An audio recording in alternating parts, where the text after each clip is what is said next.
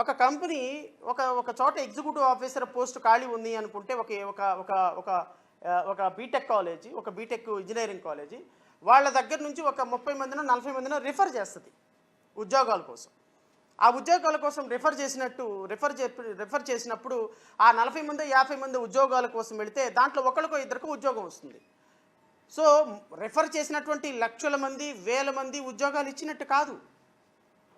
వీళ్ళు AP skill development, state skill development corporation ద్వారా వీళ్ళు రిఫర్ చేసినటువంటి విద్యార్థులు జాబ్ మేళాలకు వీళ్ళు రికమెండ్ చేసింది 1,08,860 మంది. స్కిల్ హబ్స్కి రికమెండ్ చేసింది 3,985 మంది. స్కిల్ స్పోక్స్కి రికమెండ్ చేసింది 1,910 మంది. స్కిల్ ఇంటర్నేషనల్కి జాబులకి రికమెండ్ చేసింది 15 మంది. ఉమెన్ ట్రైనింగ్కి రికమెండ్ చేసింది 265 మంది. సిఆర్డిఏ స్పెషల్ ప్రాజెక్ట్కి రికమెండ్ చేసింది 13 మంది. వెరసి గౌరవ ముఖ్యమంత్రి గారు చెప్పినట్టుగా 1,46,000 మంది కాదు, వీళ్ళు కేవలం ఈ 1,08,660 మందిని జాబులు వీళ్ళకి ఫెసిలిటేట్ చేయండి, వీళ్ళు కూడా ట్రైనింగ్ పొందారు అని రికమెండేషన్ చేశారంట. రికమెండేషన్ చేసిన వాళ్ళని ఉద్యోగాలు వచ్చేసినాయి. జాబ్ మేళాలు జరుగుతూ ఉంటాయి మన ఇళ్లలో కూడా, మన ఊర్లో కూడా చూస్తుంటాం. 10 కంపెనీలు వరుసనే కూర్చుంటాయి. ఒక 10,000 మందో 20,000 మందో వచ్చి అప్లికేషన్లు పెడతారు. అప్లికేషన్ పెట్టిన వాళ్ళందరికీ ఉద్యోగం వచ్చేసినట్టేనా? స్కిల్ డెవలప్మెంట్ కార్పొరేషను ఇదిగో అక్కడ జాబ్ మేళా జరుగుతుంది వెళ్ళండి, ఇదిగో ఇక్కడ జాబ్ మేళా జరుగుతుంది వెళ్ళండి, ఇదిగో పలానా కంపెనీకి ఇంటర్వ్యూకి వెళ్ళండి అంటే ఇంటర్వ్యూలకు వెళ్ళండి అని రికమెండ్ చేసిన ప్రతి ఒక్కరికి జాబ్ ఇచ్చేసినట్టే. ఇంత దుర్మార్గమైనటువంటి అబద్ధాలు ముఖ్యమంత్రి గారు, కనీసం కామన్ సెన్స్ అన్న ఉందా? మీ అధికారికగా స్టేట్ స్కిల్ డెవలప్మెంట్ కార్పొరేషన్ అధికారికంగా నాకు ఇచ్చినటువంటి information, ఇదెవరు? Public information officer, Andhra Pradesh state skill development corporation. ఈ స్టేట్ స్కిల్ డెవలప్మెంట్ కార్పొరేషన్ ఇచ్చినట్టు ఇన్ఫర్మేషన్ ద్వారా ఈ రోజు వరకు వాళ్ళు రికమెండ్ చేయటమే తప్ప ఉద్యోగాలు వచ్చిన వాళ్ళు ఎవ్వరూ లేరు. మరి ఉద్యోగాలు వచ్చినాయి అని ఎలా సార్ మీరు సమాధానం చెప్తారు? ఉద్యోగాలు వచ్చినాయి అని ఎలా మీరు అసెంబ్లీలో అబద్ధపు సాక్ష్యాలు చెప్తారు? ఎవరిని మోసం చేస్తున్నారు? విద్యార్థులను మోసం చేస్తున్నారా? యువతను మోసం చేస్తున్నారా? రాష్ట్ర ప్రజలను మోసం చేస్తున్నారా? కన్నాపకుండా అబద్ధాలు ఆడుతున్నారా? ఇది కాక the public information officer, employment and training department, Vijayawada, వీళ్ళైతే ఎంత దారుణం అంటే అసలు స్కిల్ డెవలప్మెంట్ కార్పొరేషన్ కాదు కదా, అసలు ఏ విధమైనటువంటి ఉద్యోగాలు క్రియేట్ చేసాం మా దగ్గర డేటానే లేదని ఇచ్చేసారు. ఈ డిపార్ట్మెంట్ అయితే ముఖ్యమంత్రి గారు చెప్పినట్టు ఇంకో డిపార్ట్మెంట్ ఉంది. ఇది society for employment generation and enterprise development in Andhra Pradesh, SEEDAP అంటారు దీన్ని. ఈ సీడాప్ ఇన్ఫర్మేషన్ ప్రకారం గౌరవ ముఖ్యమంత్రి గారు చెప్పిన దాని ప్రకారం 2,49,000 ఉద్యోగాలు ఇస్తే వీళ్ళు చెప్పింది provide year wise details of the actual. ఇది కూడా 22/2 వచ్చిందండి ఇన్ఫర్మేషన్. 22/2/2026 ఫిబ్రవరి నెలలో వచ్చిన ఇన్ఫర్మేషన్ ప్రకారం సీడాప్ ఇచ్చినటువంటి ఉద్యోగాలు ఏంటి అంటే provide year wise details of the actual number of jobs created till date under the above announcement. అంటే from the financial year 2024-2025 to till the date 14,002 placements provided. 14,042 placements provided అంట. అంటే బహుశా ముఖ్యమంత్రి గారికి, ఉప ముఖ్యమంత్రి గారికి తెలియదేమో, ఒక ఉద్యోగానికి జాబ్ మేళా పెట్టి దానిలో 1,00,000 మందికి ఉద్యోగాలు జాబ్ మేళాలో అప్లై చేసుకోండి అని చెప్పినంత మాత్రాన అవన్నీ ఉద్యోగాలు ఇచ్చినట్టు మీ ఖాతాలో వేసుకుంటే అది ఉద్యోగం ఇచ్చినట్టే సార్? ఉద్యోగాల కల్పన జరిగినట్టే సార్? ఎవరిని మోసం చేస్తున్నారు సార్ మీరు? ఏ యువతను మోసం చేస్తున్నారు మీరు? మీకు ఓట్లు వేసినటువంటి యువతను మోసం చేస్తున్నారా? మీకు ఓట్లు వేసినటువంటి అన్నల్ని, తమ్ముళ్ళని, చెల్లెళ్ళని, అక్కల్ని మోసం చేస్తున్నారా? మీకు ఓట్లు వేస్తారు, బాబు వస్తే జాబ్ వస్తుంది, జాబ్ వస్తే బాబు వస్తాడు, బాబు వస్తే జాబ్ వస్తుందని ఊతర కొట్టి ప్రచారం చేసి ప్రతి నెల నేను ప్రతి సంవత్సరం జనవరిలో జాబ్ క్యాలెండర్ ఇస్తానని చెప్పినటువంటి నారా లోకేష్ అంతు పంతు లేడు. ఈరోజు విద్యార్థులు, నిరుద్యోగులందరూ లక్షల మంది మీ ఉద్యోగాల కోసం ఎదురు చూస్తుంటే, ఉద్యోగాలు వస్తాయి అని ఎదురు చూస్తుంటే అసెంబ్లీలో తప్పుడు ప్రకటనలు చేసి, పనికిమాలిన ప్రకటనలు చేసి అసెంబ్లీ వేదికగా ప్రజలను తప్పుడుతో పట్టించే ప్రకటనలు చేసి ఈరోజు మీరు ఇచ్చిన ఉద్యోగాలకి చెప్పిన ఫిగర్స్కి అధికారులు ఇచ్చినటువంటి ఫిగర్స్కి పొంతన లేకుండా అప్లికేషన్లు పెట్టిన ప్రతి ఒక్కరికి ఉద్యోగం వచ్చిందని మీ అధికార రికార్డులో రాసుకొని అసెంబ్లీ సాక్షిగా ప్రమాణం చేసినటువంటి మీరు అబద్ధాలు చెప్తుంటే రాష్ట్ర ప్రజలకి నిజాలు ఎవరు చెప్పాలి సార్? నిజాలు ఎవరు చెప్పాలి? నిజాలు ఎప్పుడు తెలియాలి? మీ దుర్మార్గకరమైనటువంటి మీడియా వంటగదుల్లో ఆడపిల్లల్ని వాటేసుకుంటుంటే కూడా మాట్లాడకుండా వాళ్ళకేమో మీడియా మీరేమో వంతపడతారా? వాళ్ళ మీద కనీసం ఒక చిన్న ఎక్స్ప్లెనేషన్ కూడా కాల్ చేయరా? వాళ్ళేమో తగ్గేదేలే అని చెప్పేసి వాడు పుష్ప సినిమాలో అల్లు అర్జున్ అన్నట్టు ఇంకా నేను చేస్తాను, ఏం చేస్తారో చేసుకుంటారని బిఆర్ నాయుడు ఇంకా తగ్గేదేలే అంటాడా?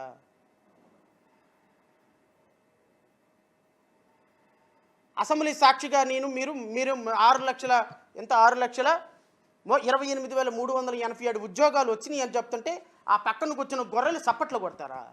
కామన్ సెన్స్ ఏమైనా ఉందా అసలు మీకు? అసలు మీరు ఎమ్మెల్యేలేనా? మీరు ఒక్క క్షణం ఎమ్మెల్యేలుగా పనికొస్తారా? వాస్తవాలు మీకు తెలియవా? ముఖ్యమంత్రి అబద్ధాలు చెబుతున్నాడా, ఉప ముఖ్యమంత్రి అబద్ధాలు చెప్తున్నాడో మీకు తెలియదా? కనీసం అధికారులు రెక్కలు చూసుకోరా? ముఖ్యమంత్రి ఏ ప్రకటన చేస్తా పక్కన కూర్చొని చప్పట్లు కొట్టడమేనా? చప్పట్లు కొట్టడానికి కూడా కనీసం ఒక అర్హత ఉండాలి కదండి. మీరు ఎమ్మెల్యేలుగా, మీరు ప్రజాప్రతినిధులుగా ప్రజలకు మంచి మాటలు చెప్పాల్సిన మీరు ఈ విధంగా అధికారిక లెక్కలు, అబద్ధాల లెక్కలు, పుట్టలతోటి ప్రజలను మోసం చేసి అసెంబ్లీ సమావేశాలు, ప్రజల డబ్బుతో కోట్ల రూపాయలు పెట్టి మీరు అసెంబ్లీలో సమావేశాలు పెట్టి ఏం చేస్తారు? డాన్సులు వేస్తారా? అసెంబ్లీలో డాన్సులు వేస్తారా? డాన్సులు వేయటానికండి మీకు కోట్ల రూపాయలు పెట్టి ప్రజలు మీకు అసెంబ్లీ కట్టించారు? జోకులు వేసుకోవటానికండి మీకు అసెంబ్లీలో ఎమ్మెల్యేలుగా మీరు పంపించారు? పరిపాలన గాలికి వదిలేసి ఆట విడుపుల కాదండి. పని చేసి ఉన్న వాళ్ళకి సేద తీరటానికి ఆట విడుపుగా కొన్ని కల్చరల్ యాక్టివిటీస్ పెడతారు. మీరు ఏం పని చేశారని మీకు ఆట విడుపుగా ఉండాలండి? నేను అడుగుతున్నా, ముఖ్యమంత్రి గారిని, ఉప ముఖ్యమంత్రి గారిని అడుగుతున్నా, మీరు ఈ రాష్ట్రానికి ఏం ఎరగదీశారు, ఏం పగలు తీశారు, ఏం పొడి చేశారని మీరు ఆట విడుపు కార్యక్రమాలకు వెళ్తున్నారు? ఓహో, ఓకే. ఆట విడుపు కార్యక్రమాలు ఎందుకు అంటే పని చేసి ఆట విడుపు కార్యక్రమాలు కాదు. లంచాలు తీసుకొని అలిసిపోయారు. పాపం మైనింగ్లో దోచుకొని లిక్కర్లో ఎంత దోచుకున్నామో డబ్బులు లెక్కేసుకోవడానికి పాపం టైం దొరక్క సొలసిపోయి మీ ప్రజాప్రతినిధులు డబ్బులు లెక్కేసుకునేదానికి అలిసిపోయారు. ప్రజా పరిపాలన గాలికి వదిలేశారు. అసలు మనం మైనింగ్లో ఎంత దోచుకుంటున్నామో, లిక్కర్లో ఎంత దోచుకుంటున్నామో, ఇసుకలో ఎంత దోచుకుంటున్నామో, అధికారుల లంచాల్లో ఎంత దోచుకుంటున్నామో, పేద ప్రజల చెమటని రక్తాన్ని పీల్చి పిప్పి రాబందుల్లాగా తయారైన ప్రజాప్రతినిధులు